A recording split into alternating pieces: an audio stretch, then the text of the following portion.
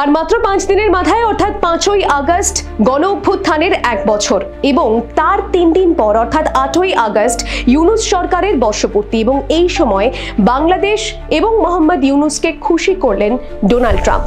বাংলাদেশের উপর থেকে অতিরিক্ত 15% শুল্কের চাপ কমিয়ে দিলেন তিনি। আগে মার্কিন প্রশাসন অতিরিক্ত 35% শুল্কের চাপ দিয়েছিল বাংলাদেশের উপর, এখন অতিরিক্ত শুল্ক দিতে হবে 20%। আগে 35% অতিরিক্ত শুল্কের চাপ থাকায় বাংলাদেশের অর্থনীতির উপর বড়সড় ধাক্কা লাগার একটা আশঙ্কা ছিল। বিশেষ করে ক্ষতিগ্রস্ত হতো বাংলাদেশের আর্থিক মেরুদণ্ড পোশাক শিল্প।